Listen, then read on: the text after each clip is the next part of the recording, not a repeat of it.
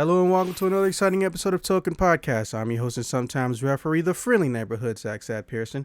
And today, I'm joined by the one who guards the Highlands, despite their stature, a 1B.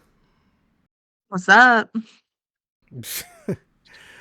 And since this is an interview episode, the guest of the hour, or possibly 40 minutes, these usually go 40 minutes instead of a full hour. A one author of Locked Out of Heaven, no, not the Bruno Mars song.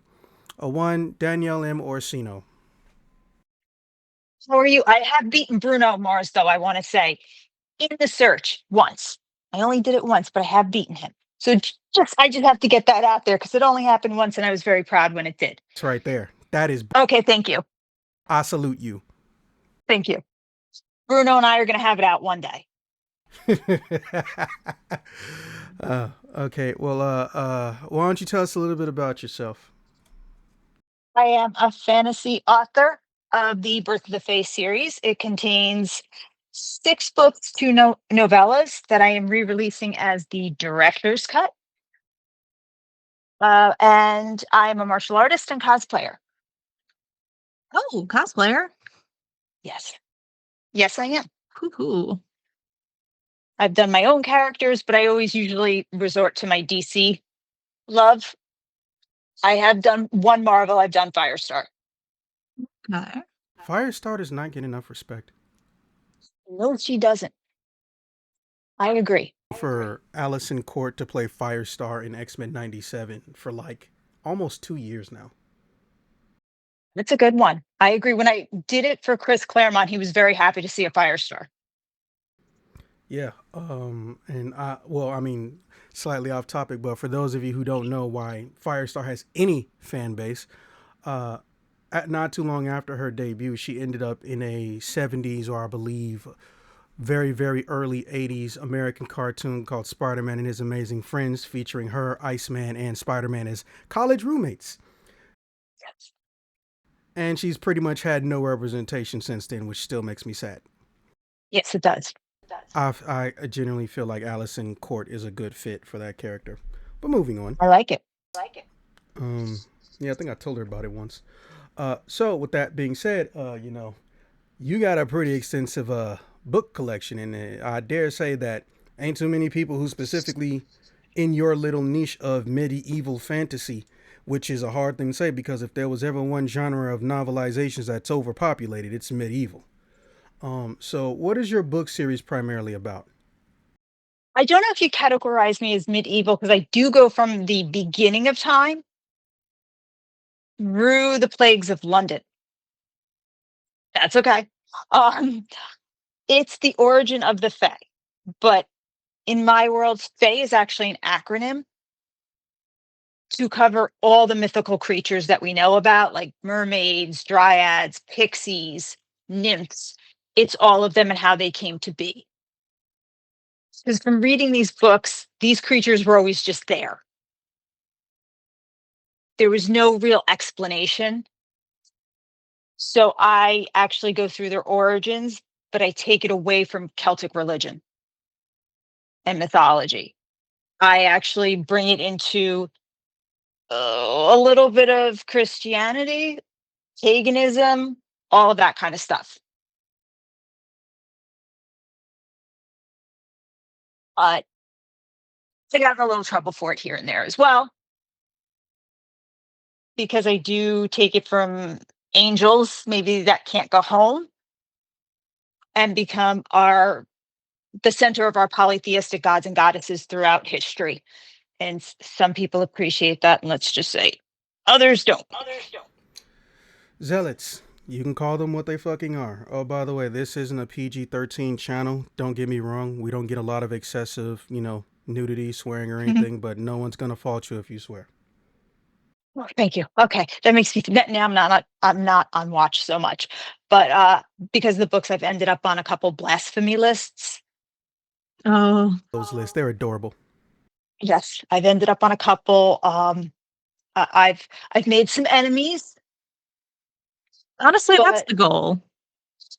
I kind of feel like I've made it. Yeah. There's been some people that feel the Vatican should get involved and ban the book. The Vatican's too busy. And if they weren't, I'd be worried. So, Who accidentally made it on the Vatican shit list once upon a time. Yeah, it's not really a worthwhile shit list. It's actually very anticlimactic. The Vatican's reach, well, don't get me wrong, there'll always be a zealot who can get in charge of a nation, but the Vatican's reach, as far as things that happen on the internet or in books, is practically non-existent. It amounts to you being put on a religious shit list. That means that your content, I'm already there. your novel is not going to be able to be brought into the Vatican. That's literally as far as it goes. They got mad at Oh, me for reviewing something that had someone fighting dressed up in whole Catholic based themed religious garb. And I was like, wow, that was stupid. And like, I actually got the actual message too. was it like, did it come in like a parchment with a seal? No, You no, it was all over the internet open. and it was the most mundane thing I've ever seen. Oh, I was so hoping it'd be a big deal. I Okay. know. That's what I'm saying. Like, don't get me wrong.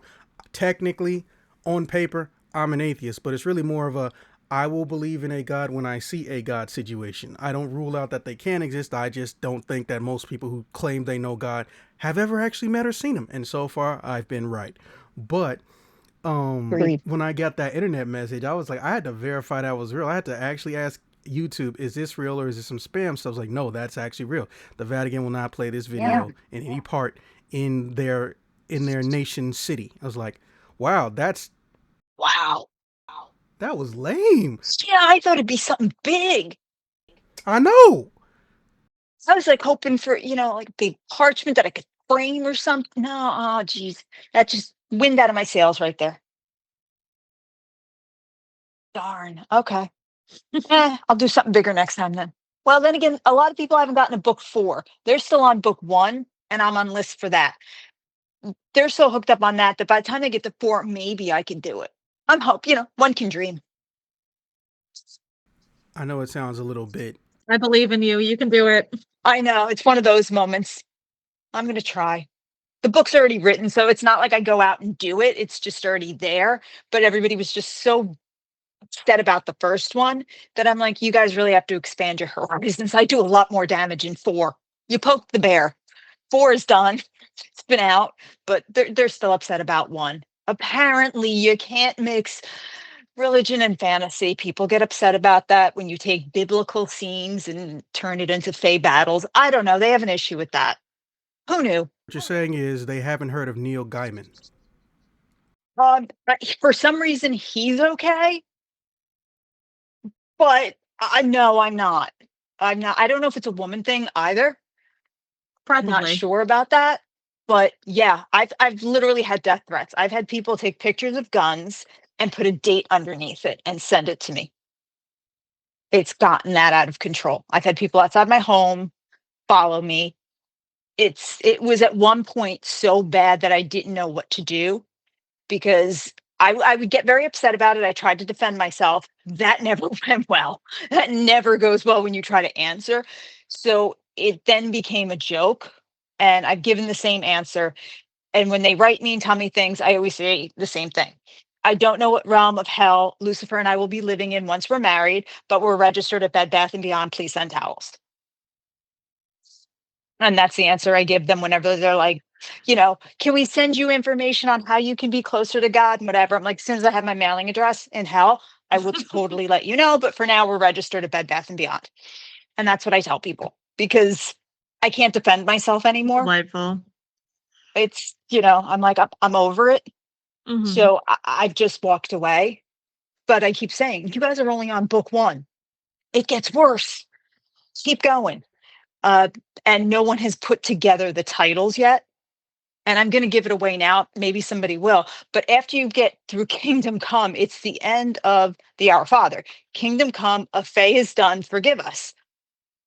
Nobody's figured out. I'm using the end of the Our Father. I'm like, do you guys put it? And then I'm like, oh, okay, never mind. So each Thine Eyes of Mercy is a prayer. It was Queen Mary's favorite prayer.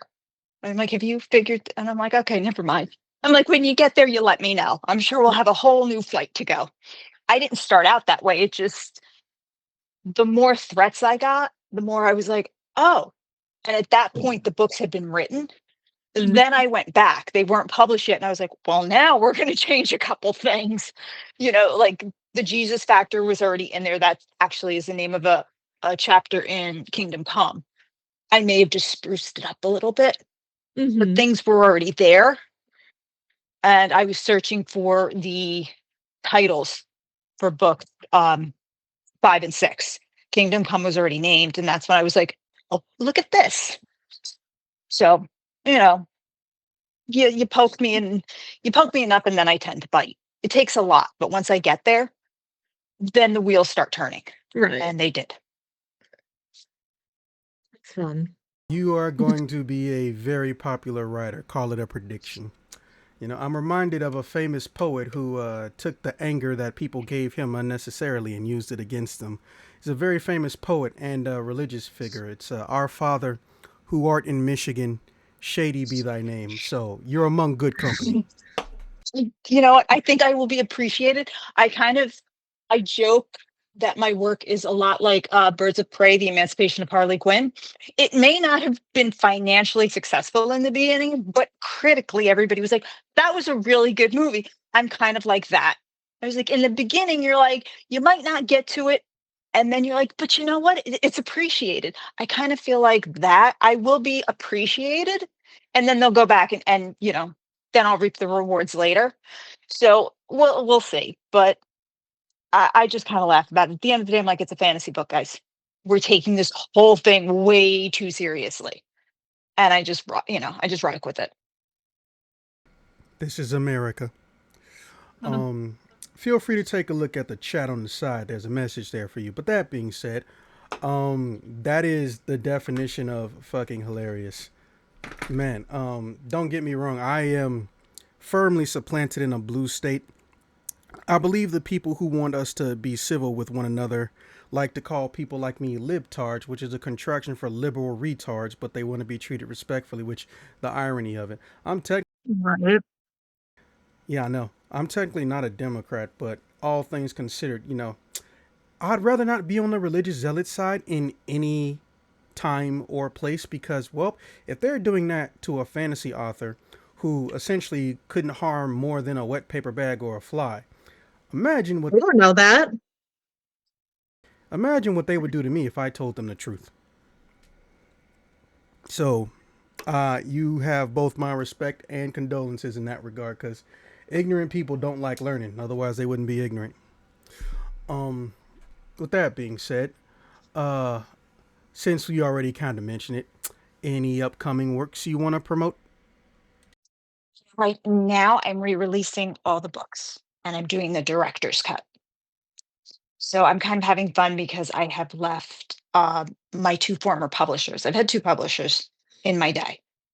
I have left both of them, and now I'm on my own, and I'm finally releasing the books the way I felt they should be released. So I am re-releasing them. All the audiobooks are done. Those are also the director's cut. I did those first because I have myasthenia gravis, and that prevents me from reading a lot of the times because in myasthenia gravis, it affects your eyes. So I released those kind of, as a little nod to other patients with myasthenia gravis. But now I'm releasing the Kindle, the paperback, that kind of thing. And I'm re releasing all the books with the chapters that they said I couldn't put in or nobody would care about. And I break the fourth wall in all of the books with a message from the narrator, which once again, I was told I can't do. And the minute you tell me I can't do it, I want to do it. So I finally got to do that. So I'm really excited. And each book is coming out. From the Ashes comes out December 17th. I'm trying to get it out earlier. So I'm doing all of that right now. And then I have my own radio show called Once Upon an Author, which is the stories behind the author. And I'm giving everybody the tea on what went into making the books, everything that went wrong. And there's a lot that went wrong. But then I'm also sharing the little victories as I relaunch the books. Because when I was first writing, I watched a lot of those A&E like biography specials on authors, and they were always this view from the top, you know, this J.K. Rowling or George R. R. Martin, who all are like, I knew I was going to make it. And I'm like, yeah, that's nice when you're sitting on $70 million. Mm-hmm. Yeah. Plus, But what happened? she was damn near homeless for A, like most of her life.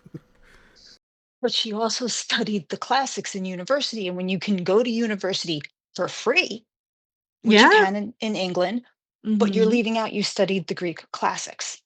You always wanted to be a writer, which is great. You took a lot of writing classes, whatever. You also gave out 1,500 free copies of Harry Potter to libraries. Yeah. There are certain things that like get left out, you know? Same thing with George R. R. Martin. You wrote for X Files. I'm not taking that away from you, but you had certain connections. It's not like people didn't know who you were. Nobody's ever seen anybody at the bottom climbing the mountain and backsliding. I kind of want to talk about that stuff. And, people, everybody thinks like I've talked to other authors and like, I have a degree in creative writing. And I'm like, okay. And I just stare at them. I'm like, that's awesome. And they're like, did you do a lot of research? When you did this, did you analyze this poem? And I'm like, I picked up a journal and I started writing because I didn't know. And are you a plotter or a pantser? And I'm like, is that a sexual thing? What?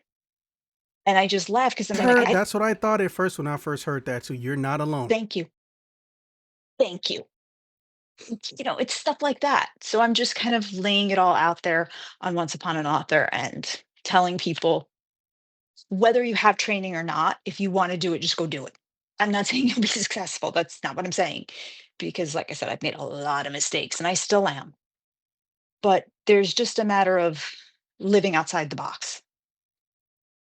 And that's what I try to convey. And I try to show them, even with my books, that they're all being re released because I listened to the group, when I released them, especially like Locked Out of Heaven. Oh, nobody wants to hear a prologue. People don't read the prologue, don't do it. And then when I got the second chance, I did the prologue. But then it was like, no, nobody needs a chapter about this character. And I just kept listening because I'm like, they know better. And now I get to release them my way. And I appreciate that. I am happy for you. Um. Okay. Uh. Well, this one was very interesting because I never get the same answer, but it's one of my favorite questions to ask. What life event inspired you to want to become a writer? I had no ambitions to be a writer. If you went back 10 years and said, look, you're going to be a writer, I would look at that person and go, no, I'm going to be a nurse practitioner or a physician's assistant and pump faces up with Restylane. That would be my answer. Um, I met a patient who was going through long IV treatments for Lyme disease. He didn't want to do it anymore. And so I just said, tell me something interesting about yourself. And he said, I was recruited by the CIA straight out of college. And that sparked a conversation. And we went through the whole, every conspiracy theory you could imagine about Lyme disease and this and that. And out of it came this story that the Fae started Lyme disease. That's not in my book, but that's what I made up. And then I told him that he was really there to find out if the hot nurse was a Fae human hybrid and he was a CIA agent. And I started making this story up. And I told it to him every time he came in. I would tell him like another chapter of it, just making it up. And finally he was like, you need to go home and write this down. This is good. And I was like, no, no, no. I'm in the CASPA, which is, the physician assistant like cycle to apply to schools.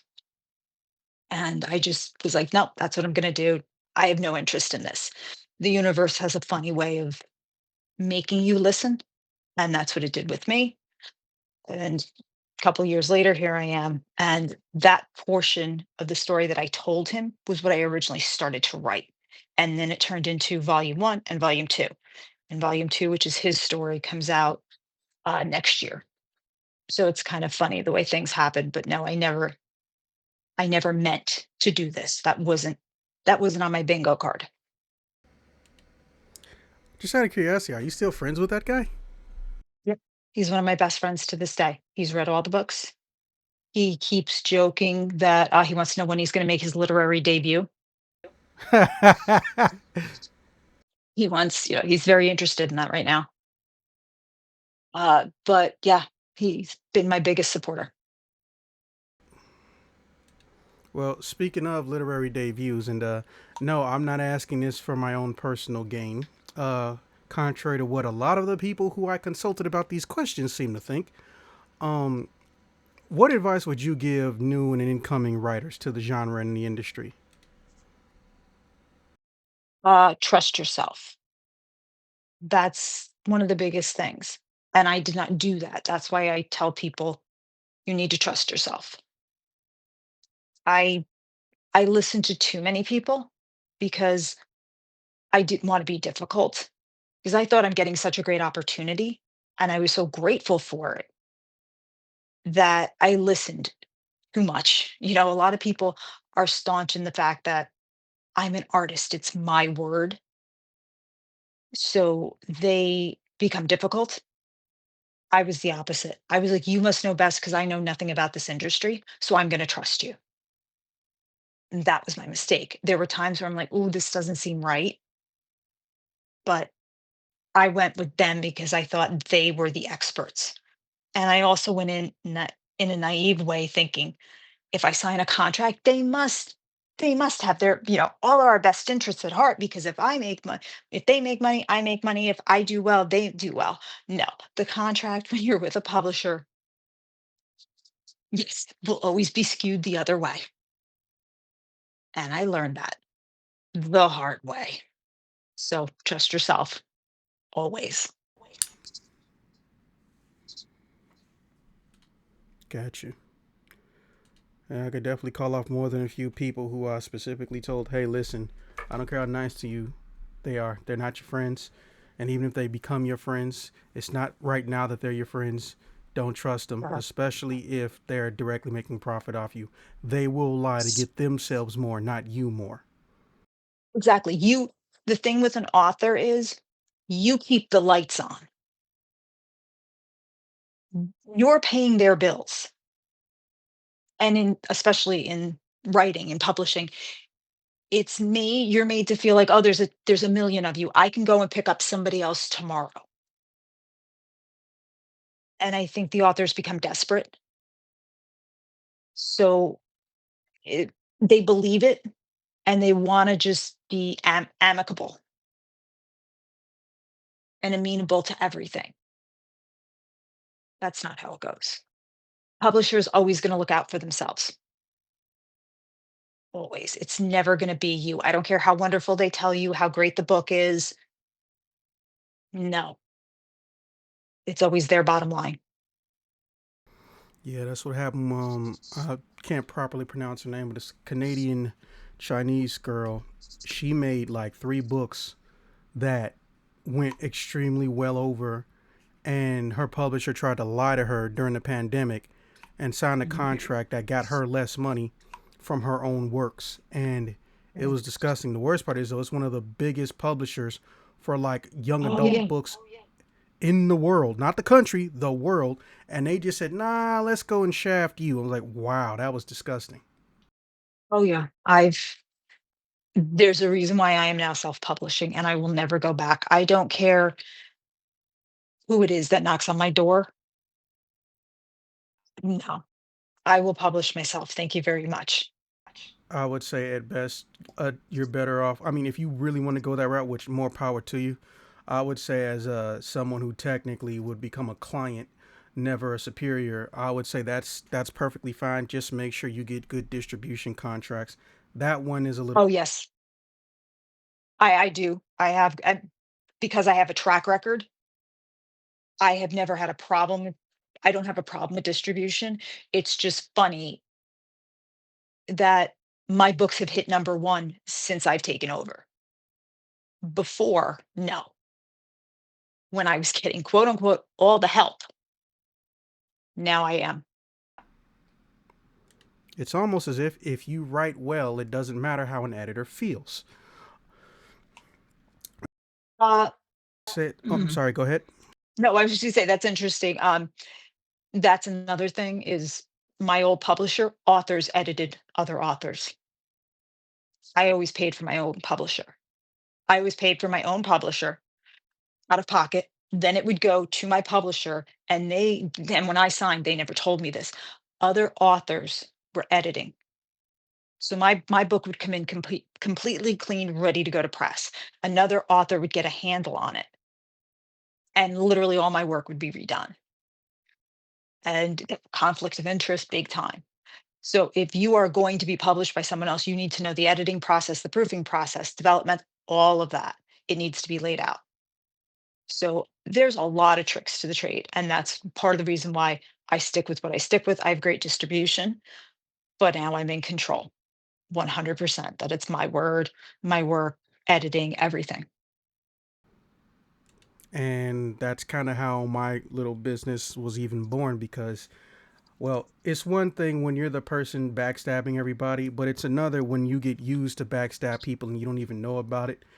Then, Mhm. just talking to the right people and being realizing, hey man, I don't like this idea because I feel like I'm being hired to manipulate and backstab innocent artists, which is Yes. completely unnecessary.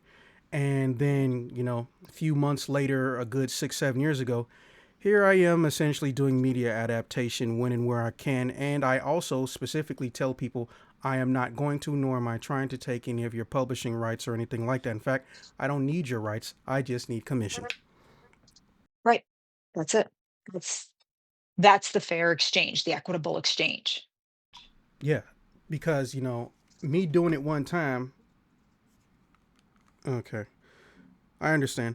Me doing it one time, and I do mean one time, is not going to result in me having a sustainable career, let alone job. So I basically tell them, look, here's a flat fee. What the artist and the actors charge is what they charge. If you don't want to pay it, that's fine. I can get thousands of others based on what you want.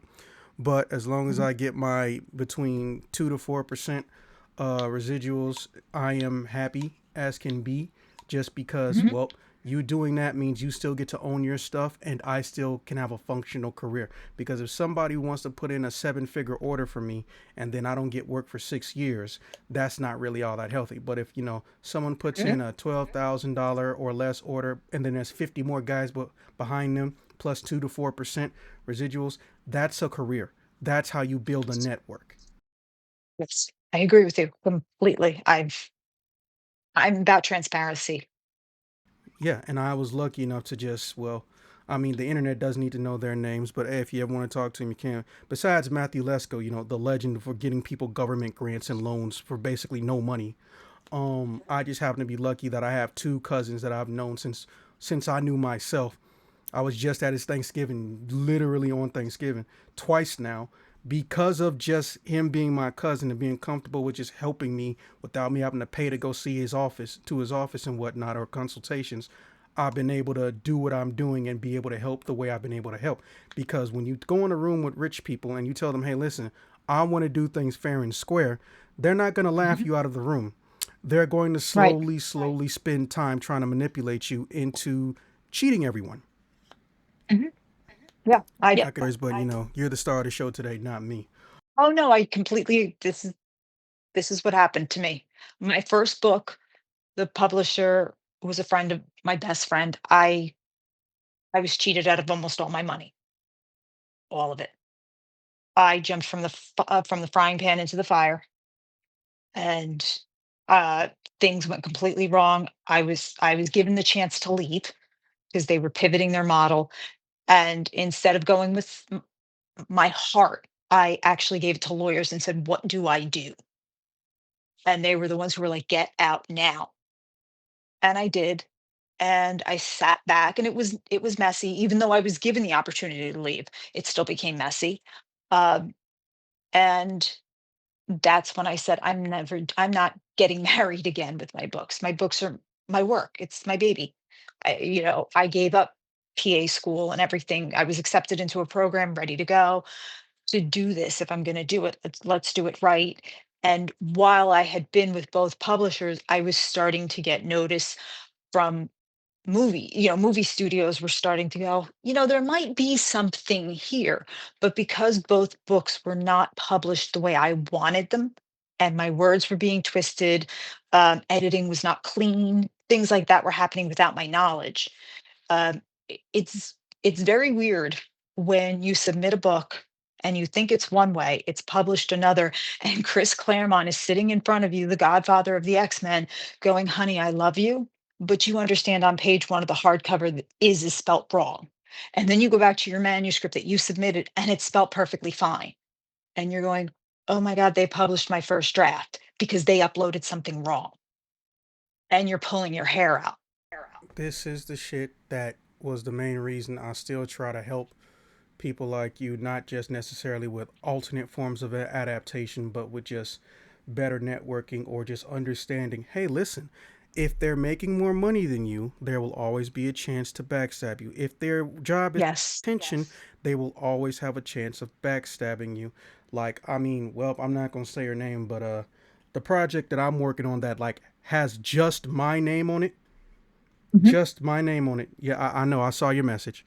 Um, that project in particular, I actually got one of the professors at University of Illinois in Chicago from. Someone who not only has a bachelor's but an associate's and is going for their professorial degree, and they're like one semester away from graduating.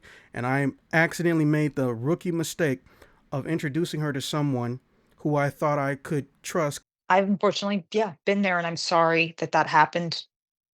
I have been there. There's a lot of stories like that. Her loss is potentially going to be your 6 to 7 figure gain if I have my way. Yeah, that's exactly. I had it happen. I was on the Tamron Hall show. It'll be 2 years, I think, this March, as a indie author to watch. They actually took pictures from one of my cover shoots for my book, and I was cosplayed out and the whole thing. The publisher changed the covers and took me off the covers a month later. They don't want you to get movie or media adaptation notoriety unless they. They didn't want me to succeed at all. Every marketing person said, "This is suicide. Do not do this." They said the whole thing is, is a big deal. Like they showed her at the photo shoot. They're calling her, this, and that. They were like, "Don't do this." They changed all the covers. They were unrecognizable, took me off of them, and no one could understand why. Fix so many things. It was really bad. I was very upset. I told them I had wanted tarot cards and, graphic novel, whatever. They kept saying they would do it. Never did it. And when I mean 2 months of leaving them, I found Akira, who's a fabulous comic book editor, and Mike Lilly signed on within a week. And all I did was reach out to him. And I don't, if you're not a comic book person, maybe you don't know him, but he's done Nightwing, he's done some Wolverine, phenomenal He was work. at C2E2. Yes, he's at C2E2. He's been at San Diego, everything. And all I did was say, "I love your stuff. Here's the gist of it." And he was like, "When do we start?" It was that, I mean, and I was like, "Oh, really?" Because I did not expect him to say yes. This is the power of people who like a good revenge story. I cannot wait to see how many birds you flip on the first day that whatever you do premieres in any type of theater. I swear. Oh, I'll be doing it all day. Believe me, I'm all day long. You had, well, I don't know how Instagram does it. Like, I should not know you. Don't get me wrong. I specifically target people like you, not because I want to manipulate you or mold you. Quite the opposite. Um, but I legitimately just saw, oh, this is really bright hair. I clicked the whole Yeah. reel about you just going through your condition, and I just went through the whole thing. And I believe I hit you up on Instagram almost 3 or 4 months before you somehow found me. And Yeah. then I was like, well, that missed opportunity, but I'm still rooting for her. And then all of a sudden, I just go through Pod Match. Here's the ironic part because they accidentally tried to match me up with a religious zealot. You best believe I fucking raised some hell. So I'm like, you know what? Let me go Okay. through my Pod Match feed. And then literally the next day, boom, you. Perfect timing. Like I said, the universe works in very mysterious ways. I always say it's not about or it's not about mysterious ways, it's about timing. That's when it does it. And in my case, the universe throws a pebble at me but it winds up going to the boulder quick. It's a pebble, it's a rock, it's a brick, and then finally it's a wily coyote boulder that lands on me before I'm like, oh, I'm supposed to go do this. Got it. That's usually what it takes before I realize, oh, this is what okay, got it. Because I tend to be like, no, this is my plan. And the universe always looks at me and goes, oh, you still think you're in charge. That's adorable. That's so cute. Have you not learned your lesson yet, sweetie pie? And I'm Used to be like, my favorite thing to say okay. to publishers when they would come at me for what I was doing. Yep. Like word for word. Oh, you Mhm. think you're in charge? That's adorable. Yes. Well, we're gonna Yeah. have to send some lawyers down. Okay. Well, see, here's the thing about your lawyers. You have to get one from the state that you want to sue somebody who's in, right? And also, this is not a felony act.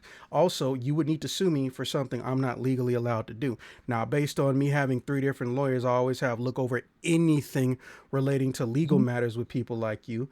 I haven't done anything. So as far as I'm concerned, this is a threat that is completely unwarranted and unfounded. And also, technically, I could take legal recourse. Yes, you have more money than me, but really stop thinking about it. Do you want to be the big bad $1 billion, Yes. $100 million publisher Mhm. who's trying to harass somebody for working with someone who you work with who okayed this because you didn't think to make this an avenue or venue for media adaptation? Oh, and then I do my favorite thing ever. I give them the address listed on my state ID, which I don't live at, and I tell Mhm. you what, I usually say it in French, but my audience is primarily English, and I tell them essentially, come get me. So when I tell them come get me and hang up the phone, I will get a series of emails. I immediately revert to spam because I realize very quickly, wait a minute, your contract was, I did in fact interpret your contract correctly. And even if I didn't, they would have to state that they gave you a copy of any altered contracts. So since it Mhm. completely left out the concept of audio related to author narrated audiobooks, because that was their hook for authors. Hey, we'll let you narrate your Yes. own audiobook and we'll pay you to do it. It didn't state that they couldn't do anything else. It didn't state that they were locked into that shit. Nothing like that Mhm. whatsoever. And then one time everything went perfectly fine, but the author decided they wanted to use SAG ACTRA actors. Not that there's anything Mhm. wrong with non-union actors, but they just wanted to use SAG Right. ACTRA actors. And most people, unfortunately, they don't know this, and I'm telling you now so you can prepare yourself how you feel. SAG ACTRA actors multiply the cost of development. Not because they're all rich and bastards who want nothing but money and they're grubby. Some are like that, let's not lie. But it's Mhm. because the way SAG ACTRA contract works, if one actor from SAG ACTRA is on a project, even if 50 others are non union, everyone has to be updated to the minimum standard for that state for SAG ACTRA. So if your Mhm. entire crew, let's say I get you 40 voice actors, and all of them are Mhm. doing 80 an hour, but the SAG ACTRA minimum in Illinois for voice acting is 125, well, everybody just got a pay bump. So multiply that Yes. difference so your production costs can fucking skyrocket. But that's why I tell people, you don't have to fight the union, but you need to decide early on if you do or do not care. Because if you don't care, yes, Mhm. there's bigger stuff. But also, you could hate everyone who's in the non-union, and you could own, and all the voices you like for your project are the ones who are in the union, and we can go that route. And a lot of Mhm. people will be doing some layered voices unless you really gonna get a loan or a grant or some shit. And I like having that openness. But then when these publishers come in, they've Oh, my clients. yeah. If I'm counting right now, I'm almost in the double digits. They've tricked my clients into believing they signed away their rights to do something, or that they can't do Yes. something because the publisher told them, "Oh no, we can't do this. This will cost millions of dollars. We'd have to build a studio." Why the fuck would you have to build a studio? I I went through something very similar with my second publisher, and after, because I had put out my first audiobook and I paid for it myself. And I wanted to continue with the same people because I just loved them. And uh my publisher screwed that up and tried to tell me that they didn't no longer wanted to work with me. Basically, they just didn't want to pay them. And they wanted to pay another author to do my book. And she tried and screwed up all the pronunciation so badly that I had a Native American group come after me because she mispronounced my. I have a female guard group called the Illuminasca. She pronounced them the Illuminasqua, and this was a problem for a lot of different reasons. But when I left them, I went back to Skyboat, who did the rest of them, and they're fabulous. But these guys tried everything. Yeah, and that's the main thing too, because I hate it because, well, don't get me wrong, sometimes it's SAG after, sometimes it's the publisher, sometimes it's both, but they're very familiar with a very simple concept.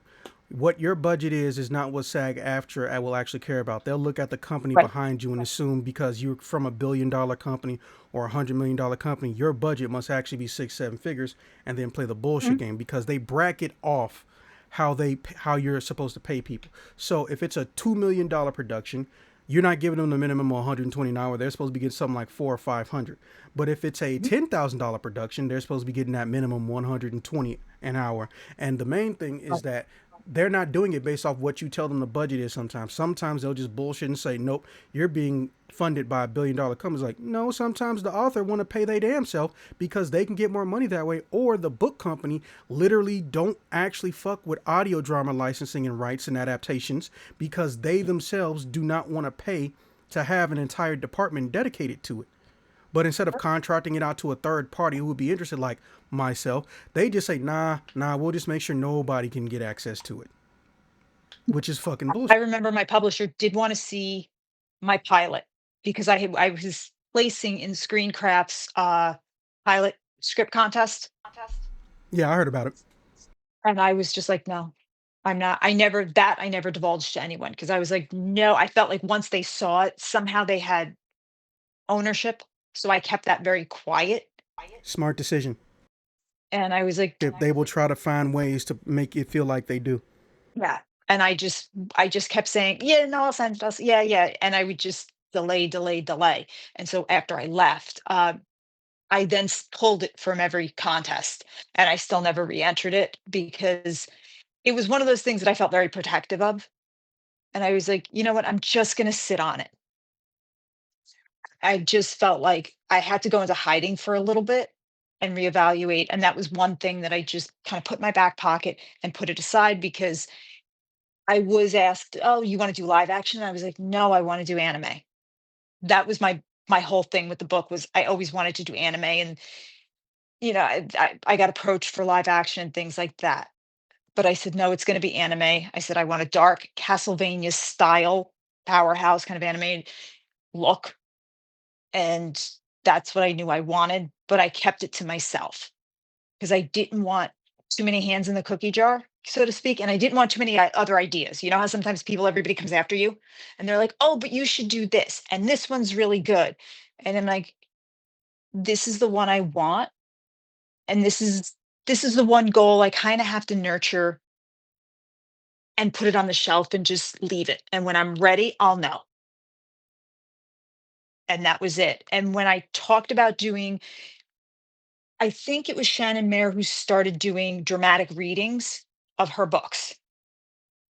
And I went to somebody and I said, I want to do a podcast and release one chapter, like each month, each week, something like that of Locked Out of Heaven. And everybody told me I was crazy. And I said, I want to script it out and get these voice actors and do something really cool. And everybody said, "No, that's ridiculous. That's like old radio show." And now I'm like, everybody's doing it. Demi Moore's doing one. Yeah, and they were all like, "No, that's dumb. That's dumb." And I was like, "Oh," and that's another one where I was like, "Oh, okay. Like, I guess it's silly." Because I thought to me, that's how you kind of start getting into the animation thing is let people start to visualize instead of just an audiobook, which like I said, I love my audiobooks, but that was my vision. And sometimes you listen to people because you think they're in the industry, they know. But sometimes there's something in a gut that's like, "No, go with this. This is a good idea." And I back down. And those are some of the ideas I had that I just put on shelves and went, when you're away from all of this, then revisit this. There's something here, but you might just have to wait. And And then you that's waited and found me. and then I found you. Yep. And it's very funny because I saw I don't Jim. know if you've seen it, or rather, most Mhm. people don't know about it. But not only is your idea proven to be successful, I can give you a recommendation. I believe it stayed in the top 10 for like 2 weeks on Netflix. Ever heard of Nimona? Yes. Nimona. Mhm. Yes. It was a comic book with some of the most, for lack of a better term, grade school adjacent art style. Then it became Mhm. its own audio drama, which most people don't even know it exists. And now Mhm. and then it's got a movie on Netflix. Mind you, it's meant to be a one of, so it doesn't go through the full story, and the story is a little bit different. But guess what? Yeah. Your entire methodology is proven to work. So yeah, that's already one way to flip somebody the bird and throw pneumonia in their face. Yeah. I was at New York Comic Con this year, and I saw. I'm friends with Jim Steranko, and I became friends with him because he saw me dressed as Harley Quinn, and we had a discussion years ago. And he took Locked Out of Heaven, and then he took Thine Eyes of Mercy, and he was the one who was like, "You're going to do a graphic novel, right?" And I said, "That was my original idea for the book. I didn't want it to be. I didn't want to write a book. I wanted to do a graphic novel." And I said, "But I abandoned it." And he was like, "No, no, sweetie, go back." And he held the book, and then he like slammed it in his hand, like he beat it in his hand a couple times. He's like, "This is a graphic novel. Go do that." He's like, "You need to trust yourself." And I was like, "All right, like Stranko's saying it. Maybe I got to listen to him." Yeah, I mean he is considered a smart motherfucker. Um, Okay, well, let's wrap this up before we get into, I guess, more of the fun stuff. So, with that being said, let me just ask you one thing. So, we all know that when novels of any kind get adapted, it's very common for elements and entire storylines to potentially be cut, or characters inexplicably changed into someone else. In your opinion, do you think it is better for authors to obligate their stories, not the excessively tampered with, not be excessively tampered with, or should they come to accept that things will be removed or cut when media adaptations change, formats? You you have to look at it like a comic book. That's exposition's going to get cut. It's just how it's going to be. Visual and writing, it's different. I think about how many panels a comic book has and everything they have to convey. If you take your page of writing or whatever it is and think about, if I put it in a comic book, what are the essential pieces? That gives you an idea about the adaptation. They don't need to walk in the forest for pages and pages where you're describing all the trees. That's going to go. And you have to kind of just deal with it and not get so attached. That that's beautiful. That answer usually trips people up, but you kind of had something in the bank. I like that. Now I've heard people say different things, but to be fair, I know that question is a to each his own, which is kind of why it's there. Because if I want an echo chamber, I would just go yell in an echo chamber. Um, Mhm. well, I definitely appreciate that. With that being said, before we get out of here, can you Mhm. please tell the audience the multiple places you would like them to go and find you? You can always find me. The best place is on Instagram at DM Orsino author. I believe that's the same as my Facebook. I'm going to be very honest. I don't go on Facebook a lot, but it's just one of those things. I have the page, but I'm not 100% sure. But Instagram's the best place, DM Orsino author. You can also check out my YouTube channel, Danielle M. Orsino author, and that's where Once Upon an Author is after it airs on WWDB 860 AM on Tuesdays. And then they play it constantly on their Facebook because it's live streamed. And then Liberty Bell Smack is a pop culture sports show on WWDB 860 AM on Thursday nights at 6 p.m. And you can find me there as well with my co-host Marianne Costello, who is actually one of the singers for the legendary rock band Nectar. And her and I discuss everything there. Fantastic. With that being said, thank you for coming on this show. We will definitely be having you again. Thank you. And I look forward to hearing from you as many times as you put out something. With that being said, I will see you guys in the next one. Peace.